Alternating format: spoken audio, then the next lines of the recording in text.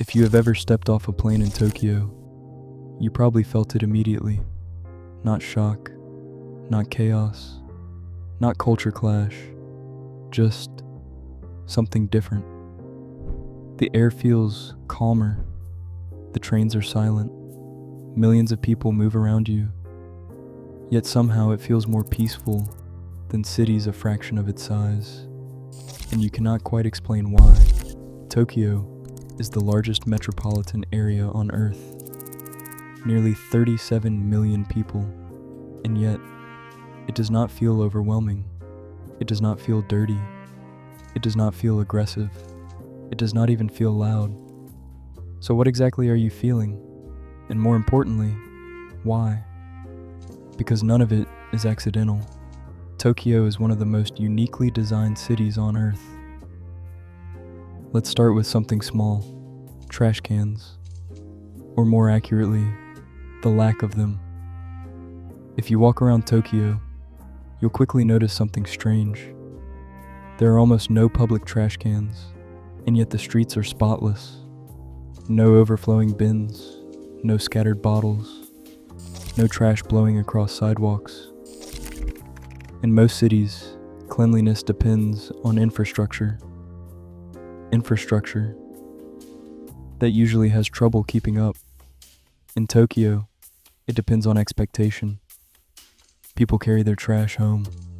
They separate it meticulously.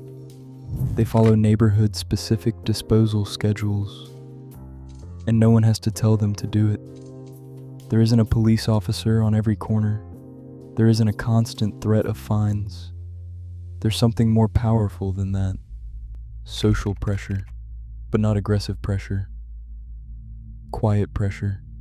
The unspoken understanding is that you do not inconvenience the group.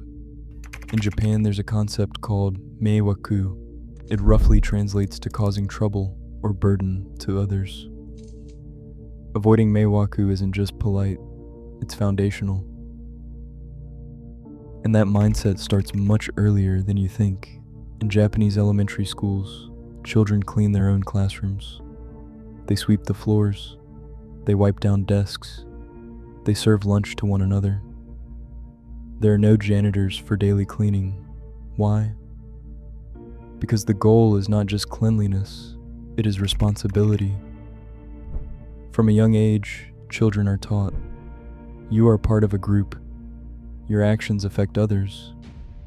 The space belongs to everyone. In many Western cultures, individuality is emphasized. Stand out. Be different. Express yourself. In Japan, the emphasis is different.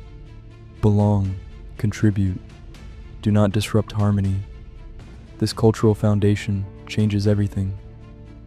Public transportation becomes quieter. Streets stay cleaner. Lines form naturally. People wait patiently. It is not fear. It is internalized discipline. But here's where it gets interesting. In 1945, much of Tokyo was destroyed. Firebombing flattened large portions of the city. Entire neighborhoods vanished, families rebuilt from nothing. Rebuilding a city from ashes forces choices. Tokyo didn't just reconstruct buildings, it reconstructed systems. Infrastructure was modernized. Rail networks expanded with precision. Zoning allowed dense mixed-use neighborhoods. Efficiency became survival. Then in 1995, Japan faced another shock, the Tokyo subway gas attack. Public trust was shaken, but systems adapted. Security increased quietly. Infrastructure evolved again. Tokyo's calm exterior is not naive. It is refined through crisis. Resilience shaped it, and that resilience created something unusual, a hyperdense city that feels controlled but not oppressive. But there is another layer, because Tokyo does not just feel different on the streets, it feels different inside its smallest spaces, especially its restaurants. If you have watched Urajapan before, you have seen this pattern. Tiny restaurants, 6 seats, 8 seats, maybe 10. No flashy signs, No aggressive marketing, no expansive menus, no expansion into chains. In many parts of the world, success means scale, more locations, more seats, more revenue. In Tokyo, success often means consistency, refinement, mastery. A ramen shop might specialize in one bowl for 30 years. A tempura chef might serve only 12 guests per night. Some restaurants do not even want publicity. This restraint is not laziness, it is philosophy. The same cultural value that keeps trains quiet also keeps businesses focused. Precision over expansion, stability over explosive growth, reputation over virality. That changes the atmosphere of the entire city. You feel it as a visitor. You sit down in a 7-seat counter restaurant. No music, no rush, just a master at his craft. You realize Tokyo does not operate on urgency. It operates on intention. But how does that work in a city this big? 37 million people. Let that number settle. Tokyo's population density should make it feel suffocating. But it does not. Why? Because density only becomes chaos when systems fail. Tokyo's train network is one of the most punctual in the world. Trains arrive within seconds of schedule. If they are delayed by even a minute, apologies are issued. Platforms are marked precisely. Passengers line up exactly where doors will open. No pushing, no shouting. Just flow. Politeness becomes the lubricant of density. Even apartments, often smaller than Western standards, are designed with efficiency in mind. Storage is hidden. Spaces are multifunctional. Clutter is minimized. This discipline reduces friction, and when friction is low, peace emerges. But there is something important to acknowledge. This harmony comes with trade-offs. When group identity is prioritized, individuality can feel restrained. There is social pressure to blend in, to avoid standing out too much, to maintain face.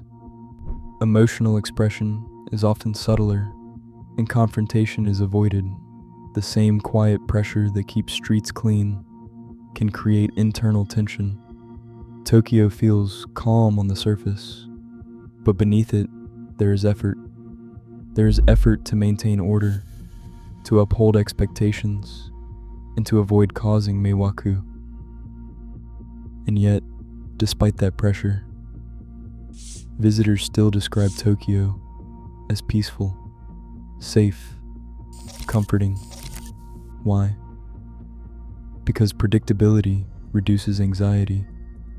You know the train will arrive. You know the streets will be clean. You know strangers will respect your space. That consistency creates psychological safety, and that safety is rare in major global cities. Which brings us back to the original question.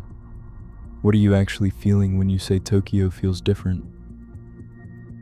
Tokyo feels different because millions of people are quietly cooperating. Not through force, not through surveillance, but through shared understanding. A shared agreement that public space matters, that precision matters, that other people matter. It is not about perfection, it is about consideration. And once you see that pattern, you see it everywhere. In the way shopkeepers bow slightly, in the way chefs focus intensely on one dish, in the way pedestrians wait patiently even when no cars are coming. Tokyo does not run on speed. It runs on discipline. It does not run on loud ambition. It runs on quiet pride. And that is why even the busiest intersection in the world, the Shibuya crossing, feels more organized than chaotic. It is not futuristic technology that makes Tokyo feel different. It is human behavior, scaled up, refined over centuries. When you experience it as an outsider, it feels almost surreal, because you realize something. This level of cooperation is not impossible. These stories aren't isolated. They're reflections of the larger system. The reason a 6-seat soba shop doesn't expand is the same reason the train arrives on time.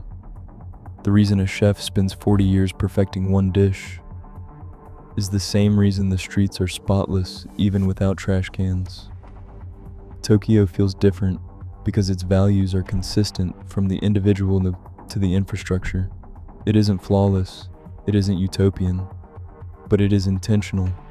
And once you understand that, the city becomes even more fascinating because you stop seeing it as futuristic and start seeing it as disciplined. The next time you walk through Tokyo, whether it's a quiet Kyoto alley or a packed Tokyo station, pay attention. Watch how people move.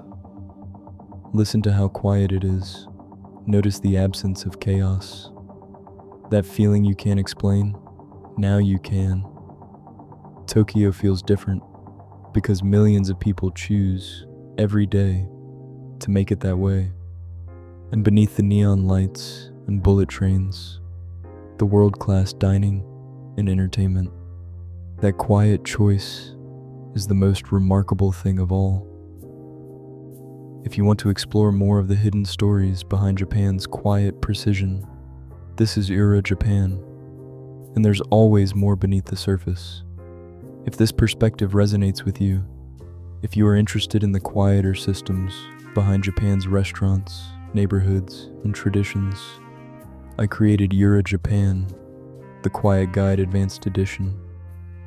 As a companion to these stories, it explores rare dining experiences, invitation-only culture, historic must-visit establishments, and the deeper logic behind how places in Tokyo, Kyoto, and Osaka actually operate. It is not a checklist, it is a way of seeing. You can find it at the link in the description for those who want to go further.